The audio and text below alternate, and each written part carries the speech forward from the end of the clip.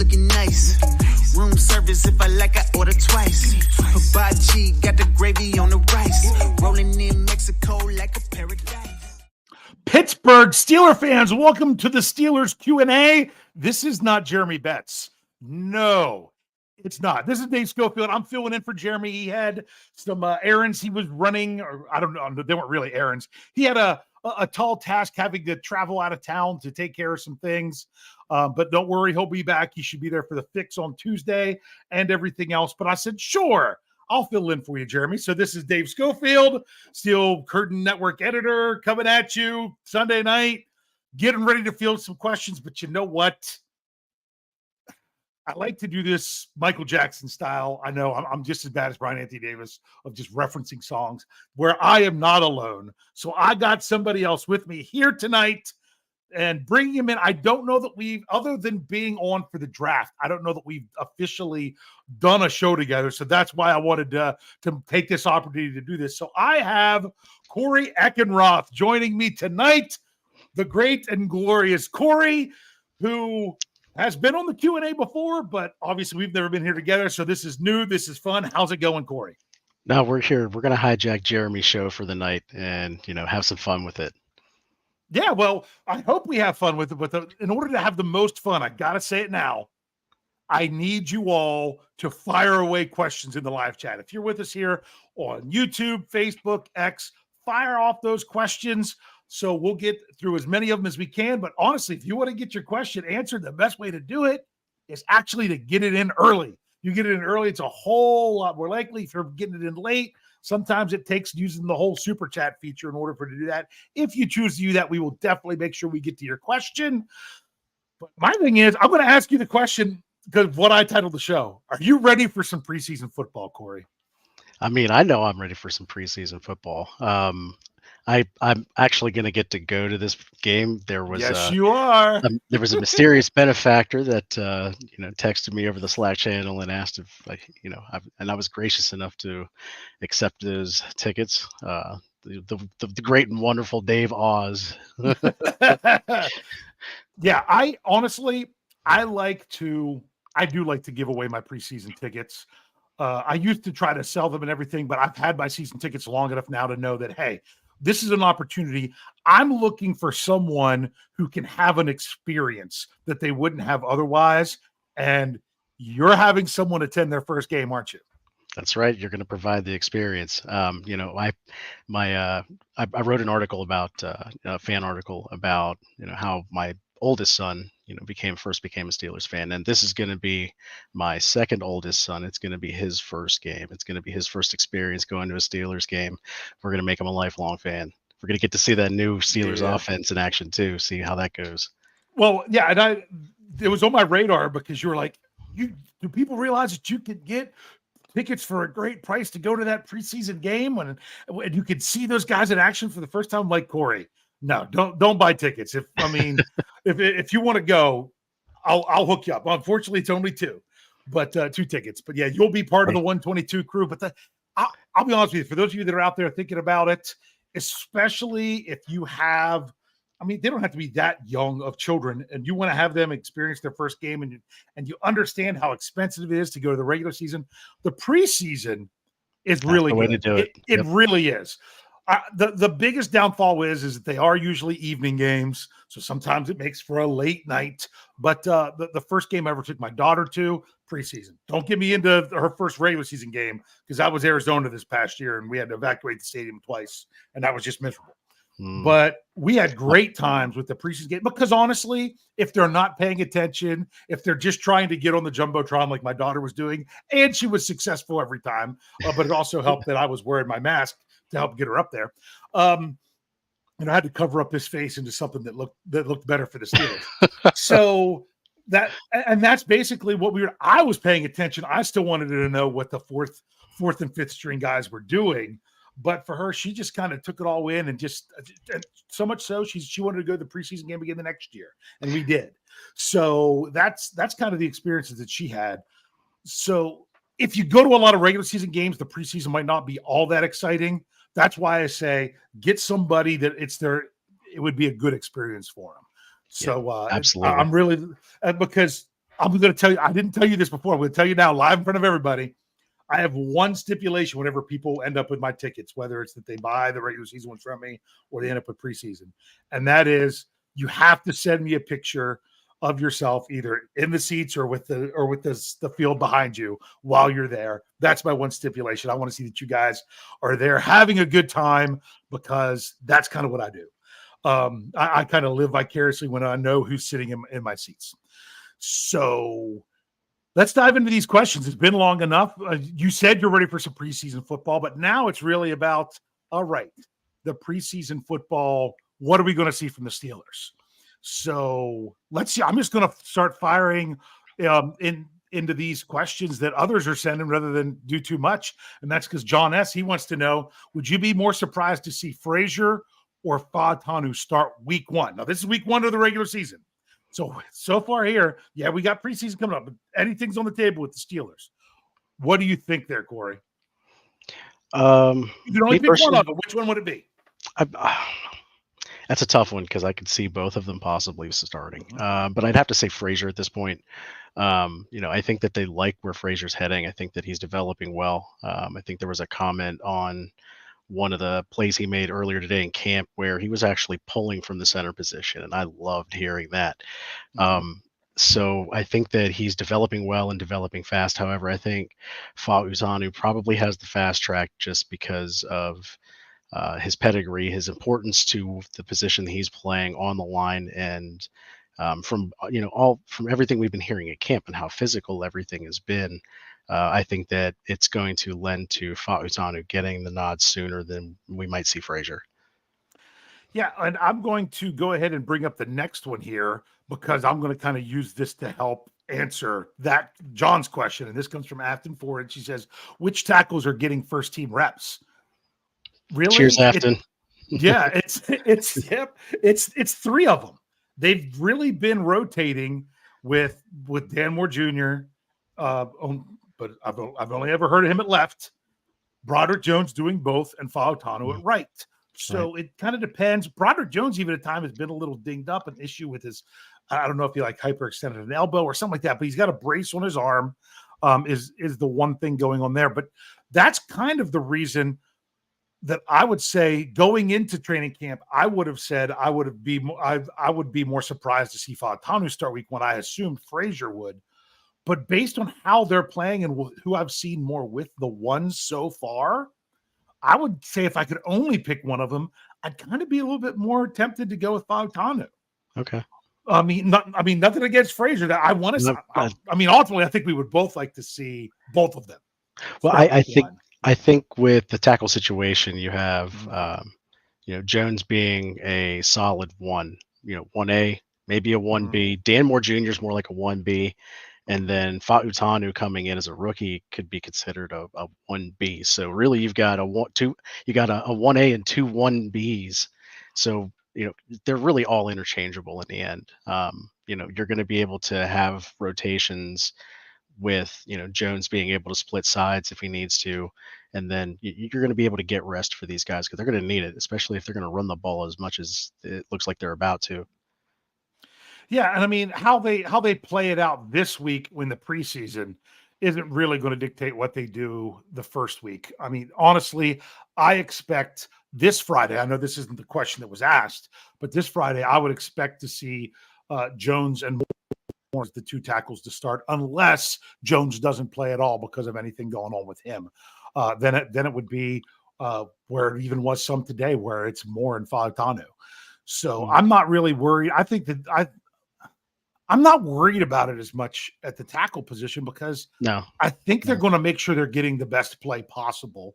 Love the whole idea that we heard from our source about a week and a half ago, maybe, if I can remember timing wise, that they're not specifically with Fautanu and Frazier. They're not going to specifically hold them back just because they're rookies on the rookie wall and everything. That if they win the jobs, they're playing, and that's just how it works.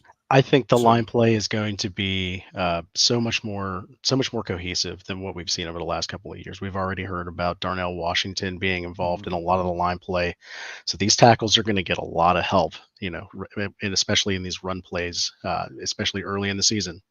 So I fully expect that. That's also why they've been bringing in a bunch of tight ends. It's a very tight end centric, offense, obviously. And after the 7 shots today at camp, they were doing a lot of goal line stuff, and I noticed running through the feeds that there were a lot of plays to the tight ends today. A lot of the catches being made by tight ends, so they're really emphasizing a lot of that stuff at the goal line is short yardage. Yeah, so I'm just excited for Friday to see how it plays out, whether we get that big of a sample size or not when it comes to the starters playing and everything. We'll have to tune in to find out. We're going to take a little bit of a turn for this question. I don't know if it was really posed to us or just to the live chat. Either way, I think this is a great question. A great point of discussion. Valid user wants to know, why is everyone so afraid of the back half of the schedule if we went 5-1 against the division? Do you have a thought on that, Corey? Because I read this a couple minutes ago and was bringing up and was thinking about how I would answer it, and I just threw it to you right now. That might have been your first time seeing it. So I think it was a couple weeks ago. I was on one of the shows and I was kind of posed this question. It was on The Hangover, actually. I'm not necessarily afraid of the back half of the schedule. If the Steelers can take the first half of the schedule and really hammer out any issues they have in getting their offense established, helping guys to understand it, get to the bye week, really start to drill home some of those concepts, come into the second half, and now they're going against a lot of really good teams. Is it going to be difficult? Absolutely, it should be. There are a lot of playoff teams in that list, but if, like Mike Tomlin says, if you got to, you got to beat those guys if you're going to want to, be in the playoffs. So what they learn early in the season is going to establish the trends that they have for late in the season. This team is built for the late season to pound the rock in December to get those wins the physical way. See, to me,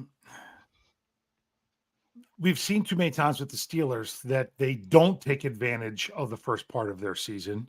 September is not a good month for the Steelers. That's under Mike Tomlin, that's their least winning percentage out of any month. You can always catch them.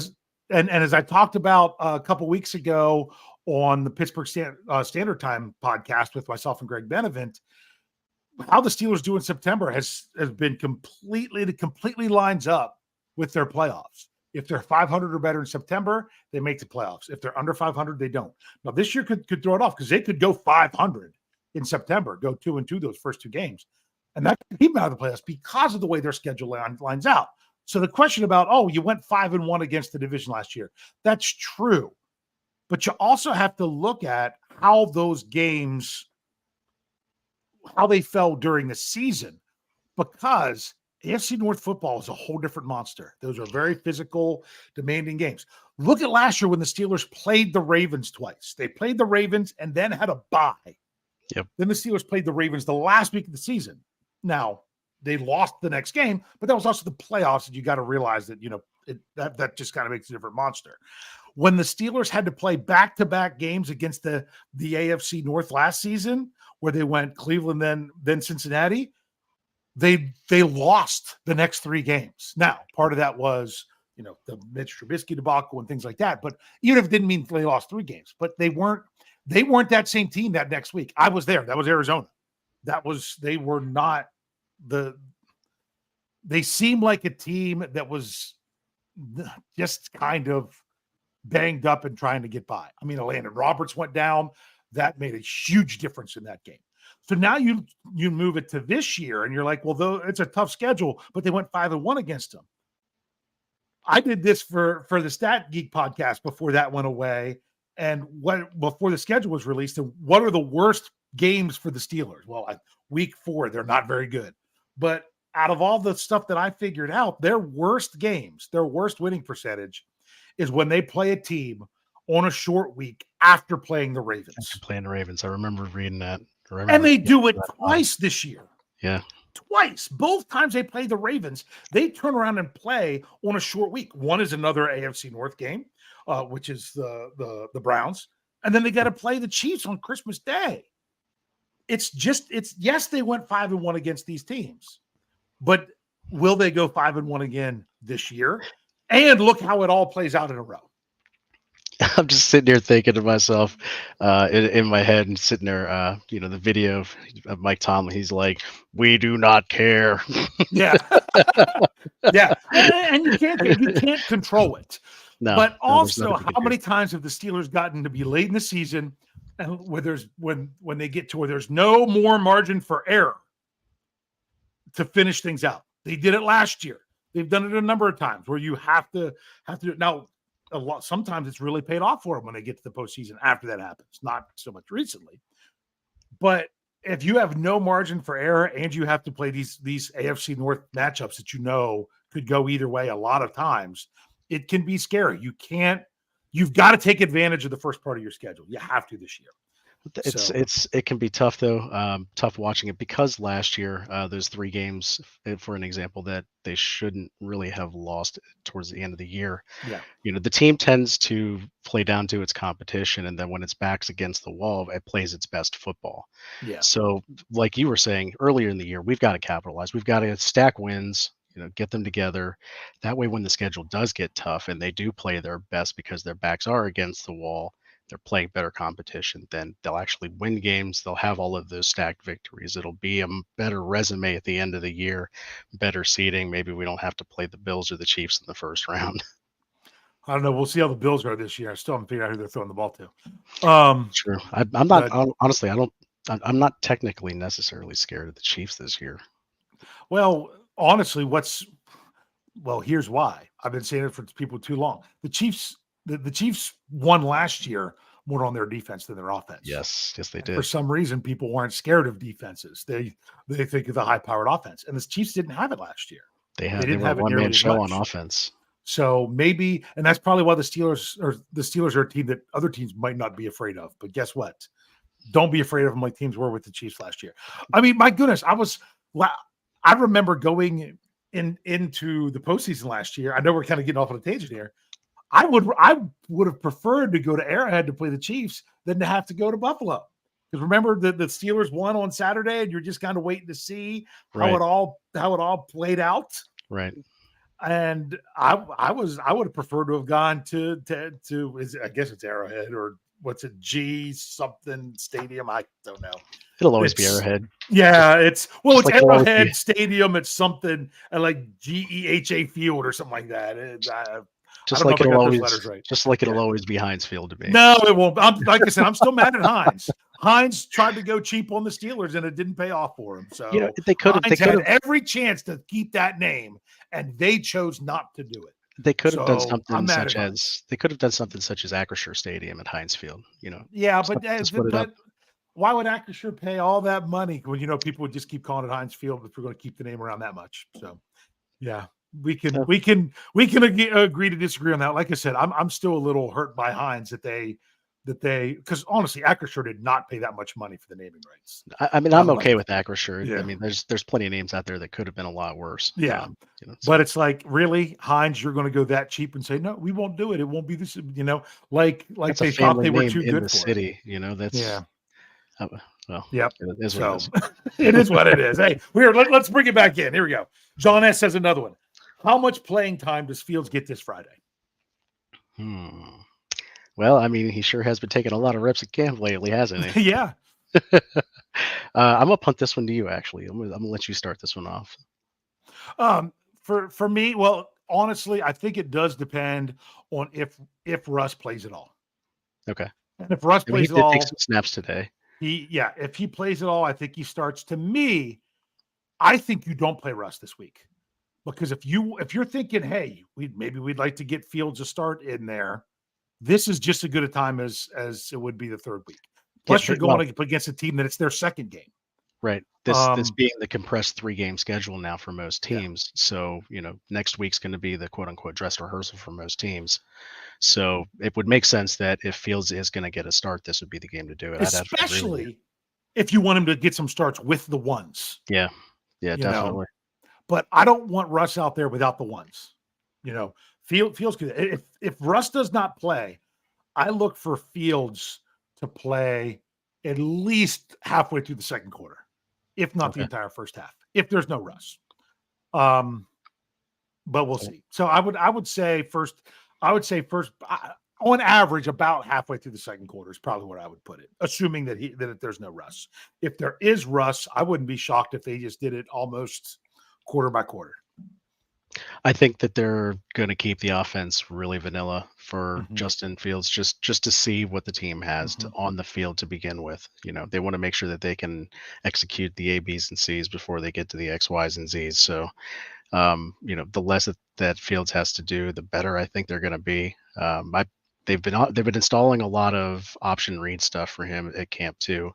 So we'll Mhm. see how it works out. I think he's going to get a lot of meaningful snaps at the ones. We'll see how the Mhm. offensive line comes together.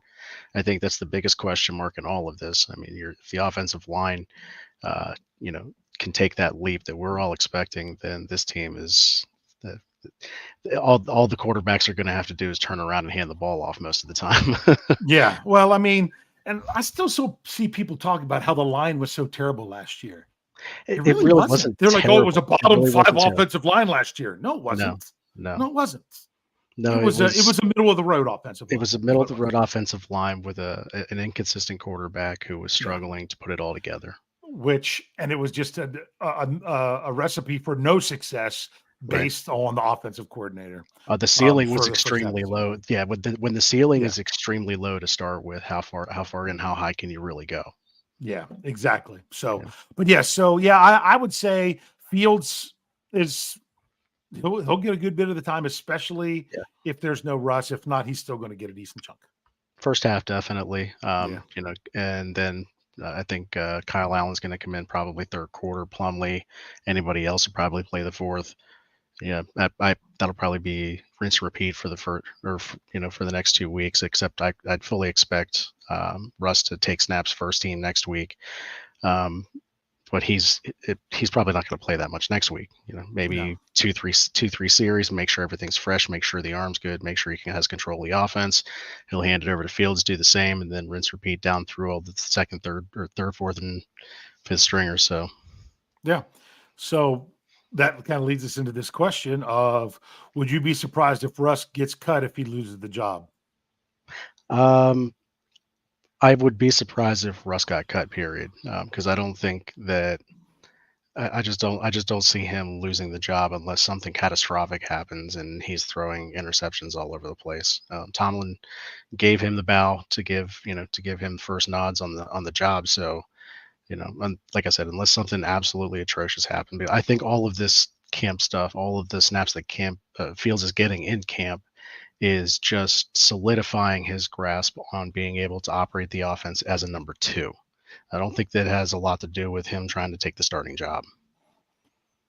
Yeah, well, and we have one of those questions coming up here soon. So look at that just for Russ. No, the No, only way Russell Wilson would get cut is if he asked the Steelers to release him for him to go somewhere else because he's so cheap. You're not right, saving anything by not having Russell Wilson. It would right, make no sense from the Steelers standpoint. And I don't think it would even make sense for Russ to ask that, especially now because he hasn't really got to show very much. right. But my thing is, I don't think Russ is going to lose the job before the season. It would just be if Russ isn't ready to go to start the season would be the only thing. And that's not losing the job. That's not being ready.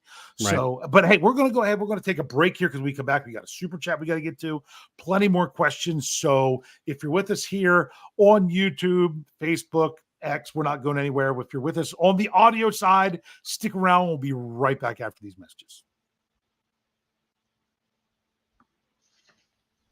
And we are back, Steelers fans. You might be wondering, hey, what's going on? Why am I listening to this show? If you're here on the audio side, if you're here live or on YouTube, Facebook, X, just catching it even on replay, this is, other than it being myself here in place of Jeremy and Corey being the guest, things are pretty much the same. But on the audio side, this is actually this podcast is actually running in the 11 a.m. spot because there's not going to be a Here We Go, the Steelers show tomorrow with Brian and Kevin. Kevin's actually, I hate to spoil it for you, Jeff, but he's actually the guest, the Monday morning conversation for Let's Ride.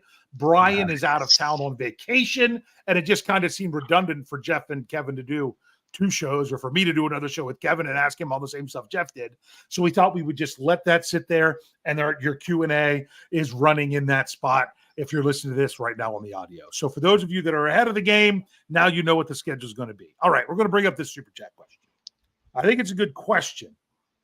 But with a pretty, I have a pretty good answer for this one that I think is pretty simple, but we'll see. But Sean Manhan wants to know, what possible good could come from Broderick Jones not getting first-team reps? What possible good could come from Broderick Jones not getting first-team reps? Hopefully, because it means that Fautanu is, learning on the job. With Dan Moore Jr.'s limitations only to the left side, it really, you've really only got 2 choices there besides the 3rd and 4th string backups. Yeah. I think this is taking something and twisting it into something that it's not, that sounds like it's what you're saying, but it's not what you're really saying.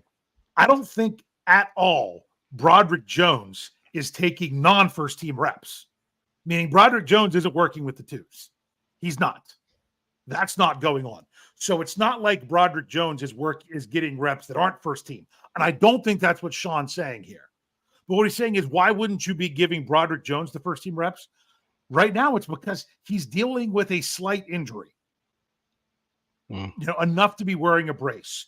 So since you're trying to figure out who's the better tackle of the other 2 to start alongside, why not have those guys getting lots of playing time as well? It's kind of like the Russell Wilson thing right now, except what makes it completely opposite is how old the player is that might not be playing as much. Russell Wilson's been around for a long time. Broderick Jones, one season into it.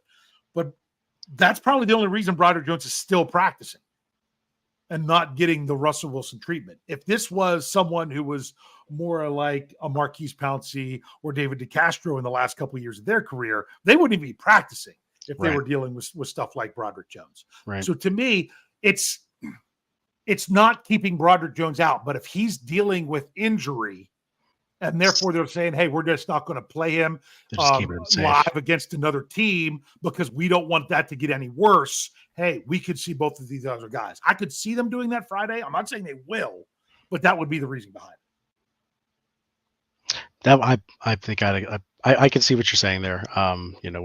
With Broderick Jones being dinged up, then you're running with Troy on the right side, the ones with Dan Moore Jr. on the left. And then you're running your normal ones offense with Troy getting some reps with the first team, which will help him grow. Yeah. So I hope that makes sense, Sean, that it's the whole idea of if he wasn't injured, Broderick Jones would be getting, I think he would be getting almost, if not all the first team reps, just split on which side he would be. But because of he's dinged up a little bit, you can actually get the full rotation where, 2 guys on, 1 guy off pretty much more evenly, because right now Broderick Jones is your top tackle. There's no question about if he's going to be one of the starters, in my opinion. You agree? I mean, I think it's just a matter of what week he's going to end up taking over Dan Moore Jr.'s job permanently this year. Yeah. So he had plenty of experience on the right side last year. The terminology and all of the new aspects that he's got with the new coordinator this year. It's once he solidifies all of that and he really starts to play into his strengths, it's over for him. Dan Moore Jr. is going to have to either accept a backup role or probably end up being trade bait. Yeah. Well, bottom line is, outside of injury or just something unforeseeable or crazy change in play or something, Broderick Jones is your starting left tackle in 2025, week 1. The question is, how much does he get there before that time? That's the transition period. He's going to be there by then. The question is, how soon does he get there this year? And and as I've been saying for so long, it has less to do with him and more to do with the other 2 guys of making sure that they're getting the best possible play out there. Bottom line is, if Fautanu is ready, I think it's Fautanu. Yeah, I mean, if I think Dan Moore Jr. is going to hold on to that job, and it's going to be up to him to hold off Broderick Jones, but I just don't think it's going to be that long before it happens. Exactly. And honestly, some people are like, oh, well, it shouldn't be that hard because Dan Moore's not as bad as people say. Like I say, he's average. Little bit lower than average. As a fourth rounder, he has overachieved and done extremely well. We've asked him to start since day one. So this guy's done everything and more that we've asked him to do. He's just not, the talent is passing him up. Jones or Troy Fautano. He's not that pedigree. The talent and the pedigree is passing him up at this point. It has nothing to do with his level of talent. It has to do a little bit with his level of talent, but not his desire or the way that he plays. He plays really well, plays with all of his heart, plays with all of his strength. Just at this point, we have somebody that's just better. Yeah, exactly. It's just sometimes you just got to get better. So 2 similar questions, because Thomas Riley said, how is Justin Fields progressing? But to go along with that, we're going to say where Justin Benjamin said, Justin Fields, week 1 starter. I know he's having a good camp. He's progressing. He's coming along. If anyone listened to the Source podcast that Jeff and I did that ran this morning, it was the Steelers were really happy with like one thing that they saw from him at practice on Friday night. That there was a play that in the past he would have just run the play that was called, but instead he checked it out and made a choice to run a play that got positive yards, got 5 yards. Most fans wouldn't even realize it happened. But they were really happy with that to see, because that was something they weren't seeing in him, and now they're starting to see it. And there are people that are like, so is that really that big of a deal? If that's what they're looking for and they weren't seeing it and then they were, then it's a huge deal. But being able to read a defense and audible out of it is one of the primary jobs you have and being permitted to do it by your offensive being permitted to by your offensive coordinator. That is true. That's very true. Yeah, but Fields is the week 1 starter. I'm going to make a statement, and I'm going to of answering this question and in the form of asking you this question, Corey. Sure. And that is, outside of injury, is there any way you see Justin Fields being the starter over Russell Wilson week 1? I can't because me neither. The only other option I could see is maybe they used him as trade bait before the season started, but with his price being so low, like he's not going to be able to increase his value in the time that he's here, because I just don't see that. So no, I see Russell Wilson. He's going to be starting. Justin Fields is going to be second string. Yeah, and honestly, as I keep saying, it's very rare that a quarterback plays all 17 games. Yes, it is. So you need 2 quarterbacks for that reason. I mean, my goodness, the Steelers started 3 different quarterbacks last year. The Browns started 4 or 5. I mean, it was crazy when you look at things like that. So somebody's banking on that you don't need it. The backup is dangerous. Somebody should send a masseuse over to Cleveland and help those guys out a little bit. Let's not go there. This is a question, but I ain't going to bring it up because Kathy Ford says, hey, her and Afton will be at training camp on the 8th in their SCN t-shirts. Nice. So if anyone's there, look for them. They'll be at the game Friday too. Her picture there is with Big Brosco when they were at a game last year. Very nice. I just thought I'd put that out there. Just for anyone that would if you see an SCN shirt, either, I don't know if they're wearing the SCN shirts to the game or just a training camp. If you see it, go say hi. I'll be wearing mine before the game, but once the game starts, I got to put my jersey on. Yeah. I got to represent. See, because Sean did come back in and said that he just heard Steel Twins, I don't even know who that is, saying Jones is not getting many first team reps. It's not that he's getting first team reps. He is, but he's not getting a ton of reps because he's still dealing with that injury. Yeah, there's no reason. There's no reason to push him if this early in the season. I mean, it's going to be a war of attrition all year long. So, having what we were saying before, having 3 really good tackles it's almost an absolute necessity these days. Especially, I mean, they're even talking about going to 18 games. Hashtag player safety. So, we'll see what happens. Okay. All right. So here we go. We've got some super chats. We're going to go ahead and jump to them and then get back to where we're doing questions. We've got $5 from, who is this? Is that SCOE 6 tracks? I don't know. He Scully's says, six Coach T and Arthur Smith have clearly found their QB1 in Justin Fields. Russ isn't getting any reps to avoid injury prior to trade or release. Wake up. Dude, you can take that crazy somewhere else. He's already injured. That's why he's not getting reps. He injured Yeah. himself on the sled. Yeah, but I'm like, and also, dude, how much do you really need from someone who's done that much? Yes, he's with the new team, but there's still lots of time. Honestly, I wouldn't be shocked if they just didn't want at training camp, where it's open to everyone, to show too much with Russell Wilson anyway.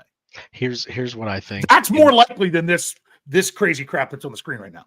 Yeah, that they want to just run the basics. Yeah. Now, I think that when Coach Tomlin and Arthur Smith sat down to discuss what kind of offense they were going to run at the beginning of the season, there had to have been some kind of conversation, about their ability to run this offense. And Russell Wilson, if he could come in and could at least know what his audible concepts were supposed to be on hot routes, then he was obviously going to get a leg up behind somebody like Justin Fields, who was going to have to come in and develop and take time to be able to learn all of that stuff. Now, with Russell Wilson just dinging his his ankle on the sled during his conditioning testing, this is just allowing Justin Fields the opportunity to really take a lot of time to develop. They're actually this is good. This is getting Justin Fields up to speed when he really wouldn't have had this opportunity during the season, during real time reps, to learn the same thing. Yeah. And here we go. Sean Manahan, $5 to the tip jar. He says, I see Russ as the Mike Tomczak and Fields as the Cordell Stewart on a team similar to 1996 season.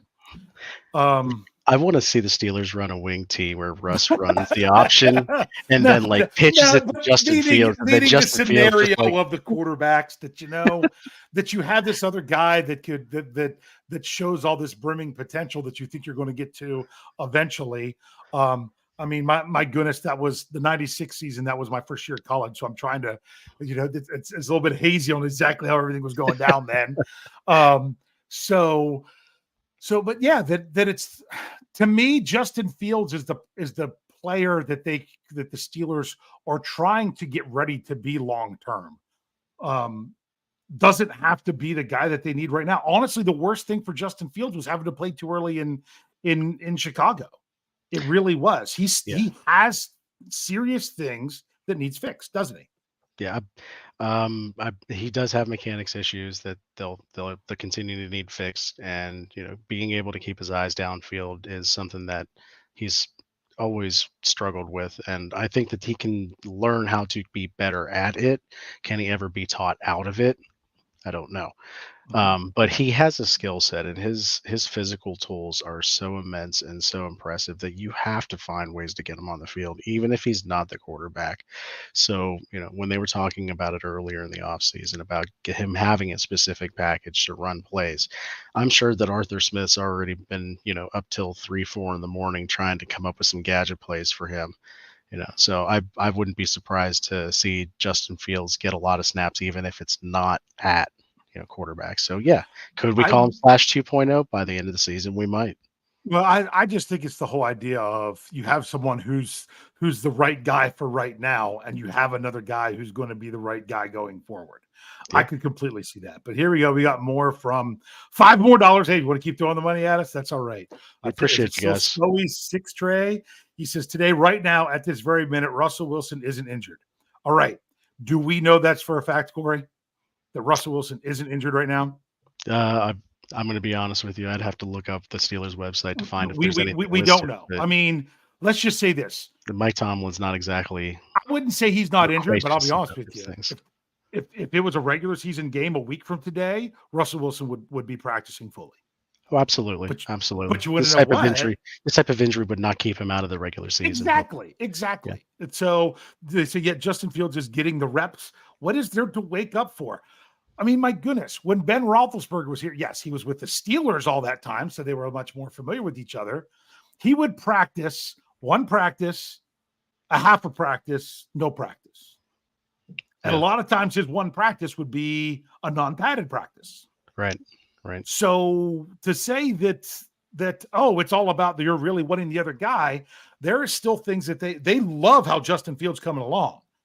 But you can look out there and see some inconsistencies with everything going on that he's only going to be better if they continue to get him the work and not have to throw him out there and say, be ready to dissect everything right now, week 1. That's the thing if they were rushing to get Justin Fields ready for week 1, it would just feel so much different. Don't you think? Yeah. The questions from the media would be different. No, it's not. No, that's not the goal. Yeah. Yeah. So he's supposed to just be, the kind of person they have going and getting better. All right. So I had another question here. Where did it go? Because I had some things. Oh, here it was. After wanted to know, are there any players not performing up to expectations? Now, you and I mean, neither of us have been to training camp. It's not like we've seen them ourselves. We just watch the videos. We get the reports. I talk to people who have been to training camp, things of that nature. She didn't ask who. So I would say, are there players not performing up to expectations? I'll say, sure, there probably are. The question is who? I know that's what she meant. We love you. There's nothing. I mean, she's going to know sooner than we will. She's going to be at camp here soon. So you tell us, hon. Yeah. So the thing is there's also players that you don't hear much about. Everyone's making such a big deal about Russell Wilson. You want to know the truth? He's been practicing more than Minkah Fitzpatrick. Yeah, on the side fields and stuff. Minka's been. I mean, he's even doing. Russell Wilson's even doing 7-on-7. He's just not doing like the 7 shots, stuff like that. But neither's Minkah. Minkah. You're not getting a lot of Cam Hayward. You're not getting a lot of TJ Watts. Nope. I mean, those guys are older. They're up there in age. You give them their rest. They've proven what they can do, and to a point that they don't have to prove it during the preseason, like a second, third, fourth string, receiver, running back, et cetera, et cetera. Exactly. So I know I'm way behind on where the comments are coming through just for me finding the questions. So I hope everything's going well here. So are there any players that you feel like you have? It's hard to say that they're not performing up to expectations. So I'm going to change the question for you a little bit. Are there players that you thought you would hear more good things about that you're not hearing it? One name that jumps out would be Corey Trice. I thought I would have heard more about him by now, being the second-year guy. I've seen some tweets on X about Beanie Bishop. Getting some work in. I think he intercepted a screen pass that was meant for the running back, and that was yesterday, Saturday. Yeah, so that was. I mean, he's making plays, but you're not hearing the same kinds of things from Corey Trice or Darius Rush, who they're both second-year guys. You would have expected something like that, maybe to jump out sooner. I've heard Rush's name a couple times now. Corey Trice, I heard him more. Was it yesterday? Was it Saturday that I heard about him playing safety in the dime package, like with the ones? That's the most I had heard about him with those kind of things. So remember, he's still technically in his first year with how much he got to play last year. I think we were blowing up the Slack channel about why they were trying to use them, as that safety in that dime package. We were, discussing what his role might have been, and I think I was saying something along the lines of maybe they were trying to get him more safety looks to give him a better vision of what the field looks like playing from a slot corner role where you have to have whole field vision instead of one half vision. But exactly. So I think Corey Trice is just one of those guys. There's still time. I mean, it's early in the preseason. We've still got 3 games to go through. So, whether through attrition, whether through injury, whether through just opportunity, there's going to be plenty of other opportunities for these guys to show up, make plays, and make the team still. Yeah. All right. So we got a couple more super chats here that we're going to bring in here. $4.99 from Last King of Scotland. Says, I like Fields, but what's that? Did I say that right? Last Kings of Scotland. Yep. Yeah. I like it. That's Scott with two T's. Anyway, it says, I like Fields, but the craziness has to stop. Fields is no better than Mariota, Trubisky, or Daniel Jones. He was subpar in Chicago. He is QB2 this year. Lies. Now, the thing is, he is better than Mariota, Trubisky, and Daniel Jones. I'm just not sure how much. And that's the thing with Justin Fields. You've got this camp Like, here we go. We've got Scully, 6 straight, coming in with crazy crap again. Was saying Russell Wilson said he's fine. Coach T said Russell Wilson is fine. He's holding Russell Wilson out. Wake up. What is there to wake up to? We already said older guys don't practice very much. They don't practice as much. He's still practicing more than Minka Fitzpatrick. Well, let me ask. Making a big deal out of something that they're actually getting some work in with the other quarterback, and then they'll get things going with Russell Wilson when they have all these practices that aren't open to the public. Sorry. So if Justin Fields was the preferred number 1 at this point, if he showed more than Russell Wilson, why would he be taking more reps? Why would you not be giving them to Russell Wilson, who would obviously need more work to be the better quarterback? So I don't know. Yeah. I mean, even if Fields was 1, you've got to have Wilson ready to be the number 2, which means he actually has to take reps. So I'm just not sure what reps he's taking based on holding him back has nothing to do with his spot on the depth chart. Sure. No, I understand. So, I'm just not sure what I'm just not sure what the argument is supposed to be about him not practicing because him not being injured. I mean, that's Coach T question, and if you can get that from him, good luck, because then there's lots of dudes who are right there in the presser, and they can't even get him to answer that question. Yeah, I know, but even before he took a snap at training camp, there was those in the camp with Justin Fields of, I've watched him play in Chicago. He's not very good. He can't read defenses. He can't blah blah blah. He's never going to be anything. Then you get others that are like, oh, look at the athleticism. Look at the deep ball. Look at what he can do. He's so great. He needs to be the quarterback 1. There's such a variety there. Guess where the truth probably lies? In the middle, which is, yes, he needs to be better at reading defenses. He needs to work on that. The truth being that it being in the middle because he's inconsistent. He's exactly with the consistency, he would be that, the all-pro quarterback that we know he can possibly be. But the consistency's got to be there, and that's what he's got to continue to work on. Russell Wilson has that consistency already. He has that trust. He's got a Super Bowl. He's been to another. The dude's done it, So that's why he's getting first nod over a gentleman who's actually really looking at this as an opportunity to get the reset button so that he can start from square one with a solid foundation and work from there so that he can continue to have a good productive career. Yeah. So, well, we got another $2 from Scully, 6 tray, but that's not enough to actually have your comment show up. So I don't know if I'll be able to find it or not. I'll try. But we also got $5 dingo dollars from Steelers Nation Australia, Marky D. He says, wake up, and laughs, which is very true. We're actually running really over, but I have a couple more I want to do.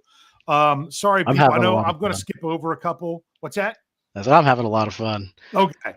That's gonna have a hard time getting the show back. Yeah. This is a fun show. We used to rotate different people on every week, and it wasn't just one person. And it was always, it did give you good, fresh perspective. It was a lot of fun. But Jeremy does a really nice job with this, and I'm not touching it. And he does a great job of making sure he has guests on here most of the time in order to do this. But Jordan, I'm sure I'm going to screw this up, so I'm not going to try. Says, how's Patrick Queen looked at training camp? I'm going to ask Corey about this, but I will say this. He hasn't looked at anything since Friday Night Lights because he hasn't practiced Saturday or Sunday. He got a little bit dinged up. Yeah, that's been the story with him, is that he's just been taking a break because he got dinged up. So just like with Russ, all these guys that are getting dinged up, you don't risk it. You sit them. They'll be ready. They're professionals. They'll be good. Yeah. So my thing is, I've heard great things from people that are saying watching him move and cover the field and everything like that. Yeah, there's plays where he gives up a touchdown to George Pickens. And my question is come on, defense, don't have him on George Pickens. But my better thing is offense. Great job getting George Pickens matched up on the linebacker. I love it. I love hearing about it. So as long as they don't look lost, on the first defensive snap trying to get guys in place, we'll be all right. Yeah. We got $5 more from Sean Manahan. He says the boxing ruse say wake up. I don't understand that, but I brought it up anyway. Just now I'm lost where I am in here. Yes, here we go. I was going to try to see about one more. I was going to try to find another question or two, but I had to click off to go find those other questions. So I'm trying to. So here was one, but I lost it. So I'll just say it. It was a question. You know what? I found it. It was here. So, and we'll say this is for week 1 of the regular season, real quick, Corey. What's your projection on the starting offensive line? It's going to be unpopular, but I'm going to say Dan Moore Jr. on the left, and then I'm going to say Isaac Samalu on the left guard. I'm going to say Frazier wins by the end of camp, that he's going to get the starting nod at center. Then Daniels at right guard, and I think that Roderick Trends is going to end up starting at right tackle. Okay, well, I'll go different than you just to do it. I'll go Jones left, Seumalu. I'll go Herbig to start. That's not a bad call either. Which, just because you went the other way. Sure. And then I'll go Daniels and Fautanu. So you'll take one, I'll take the other. Here we go. Big G, Sean Gurley wants to know. Big G. When does Peyton Wilson take Robert's job opposite of Patrick Queen? Well, if Roberts can stay healthy, and I don't know, I think Roberts has the leg up. I mean, he's been in the system for a year, so that's going to give him the leg up. Yeah. But if he does slip at all, I think this preseason is where we're going to this preseason is when Peyton Wilson's going to have his coming out party, and he's going to show the world exactly what he can do. Gurley, I know you love this dude, and I'll be honest, I do too. Seeing some of the stuff we have in camp of his closing speed is just, it kind of reminds you of a taller version of Polamalu without the hair, just with the way he can just he has such long strides to be able to cover so much ground. I like the dude, and I know the knock on him coming out of the draft was his health, but I mean, that could be anybody in the pros. He was just like, I don't get why it's like that. Yeah, so I'm excited to see what he can do. I got to follow up with what Big G said. There's like, my source, who has been at Latrobe every day, has told me Peyton Wilson is different. You know what? I've heard great things, but you want to know the truth? When do I think he's going to take over the starting job from Landon Roberts? I'm going to say 2025. I think they're going to have Peyton Wilson doing a very specific. This is outside of injuries occurring. Okay. Yeah. That I think they're going to have him in a very specific role. They're going to ask him to play the dime. He's going to get to play plenty, but I don't see him completely taking off Landon. I mean, we didn't realize how good Landon Roberts was last year until there were no other linebackers. Yeah. I mean, I saw it with my own eyes, not on a screen, but on the field, the difference in that defense when Roberts was out there versus when he wasn't against Arizona. I mean, they just couldn't stop him. Right. They couldn't stop him once Roberts was out of there.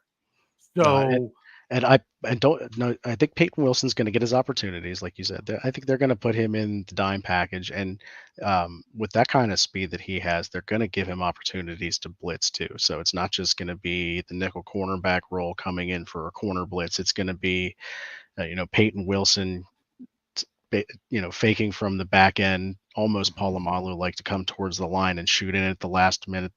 They're going to have plays made up for him to take advantage of that. The dude can just cover so much ground, and he's got so much length. Unreal that we got him when we did. Yeah. So, I mean, I was ready for them to take him before Roman Wilson. And then they got him anyway. Honestly, there were people calling for them to take him. First pick, that third. If Frazier would have been off the board for him to go as their second round pick, and they got him in the third. I might have said fourth. I meant he was their fourth pick, not in the fourth round. But yeah, just Omar Khan doing Omar Khan things. Yes, So. Okay, I'm going to do one other question because we're going to have to call it a show because we're really up against it here. Whoops. But this is a whole different subject, which I like this. All right. I thought people might want to talk about this coming Friday. People want to talk about the season, which I get it. Because all we're doing is we're going to get teased on Friday, aren't we? They're going to dangle out there. You're going to see a little bit of some of the guys. We're going to get a list of about 8 or 10 that aren't going to play at all. And then we're going to see other ones of the names that we know playing to start. And it's going to feel like such a tease. We're going to be sitting there in the second half being like, really, why am I watching this when I know what I'm going to be getting soon and everything? But here's a good question. Bad News 44 says, who plays more snaps this season, Benton or Hayward? Ooh, That's a good question. That is a good question, because I mean Benton's going to come into his own this year. I'm really rooting for that guy to have his coming out party this year, where he really makes a name for himself in the league. Hayward is so important to this defense, though. What you were saying about Holcomb, being in there and noticing the difference between when he's in there and when he's not. It's the same with Hayward. When he's in there and he's not, that it's night and day. The defense is completely different. So as long as Hayward is healthy, he's going to get as many snaps as he can handle. Now, the thing of it is Benton's going to be playing well enough that it's going to be hard to take him off the field. So I mean, out of 100 total snaps all season long, I give Hayward 90% of all the total defensive snaps if he can play it. I give Benton. I'm gonna say Benton actually has more snaps. I'm gonna say Benton. I think this is his year. Yeah, I've made no qualms about it. I really think that he could be something this year. Mm-hmm. But Cam is still Cam. Cam is still Cam. I still think what's going to happen with Benton is he's going to be, I've said he's not the same player, but he's going to be doing a similar rotation to what you have with Javon Hargrave, where yes, he might be the nose, but that doesn't preclude him from playing defensive tackle in sub packages when there's only 2 defensive linemen. You need to keep Benton on the field. To me, I think they're actually going to be pretty close because they're going to try to keep Cam snaps down. That's the only reason I think it's going to be close there. But really, they need him to be fresh late in the season, Cam. Exactly. And 100% what it's going to come down to is either of them miss any time. If either of them misses any time, then the other one's going to play more snaps on this. I mean, it could just be that Cam misses 1 game and Benton doesn't. Then I think it's Benton. What if something happens where Benton misses 2 games? There's going to be Cam. I think it's going to be that close. I think they really they should be trying to get them that close is what they really should be doing. Unless if it is Benton and by a decent bit, then that means that Cam has hit that falling off point, and I don't think he is yet. But that could be my own wishful thinking. Even if he does, I don't think that the coaches are going to let that affect the number of snaps he's taking until later in the season when it becomes more apparent that he's just not being as effective as he used to be. Yeah. Yep. Exactly. I was trying to see if I could find where, we'd done a super chat and we didn't get the last. I want to make sure we didn't have any other super chats. We do have one more, so we have to finish up with this. I don't think I did this one yet. No, I didn't because it just came up 2 minutes ago. So here we go. Sean Manhan, one more for us. $5 tip jar. Thanks, Sean. Thanks for supporting the show. He says over/under minutes actually played this week. Hall of Fame game only lasted into the 3rd quarter. That's true. Did you watch it in the Hall of Fame game? No, on purpose. I missed the opening kickoff. I was still sitting right here doing work, and I didn't turn it on the TV until I realized, oh shoot, it already kicked off. I wanted to see the opening kickoff.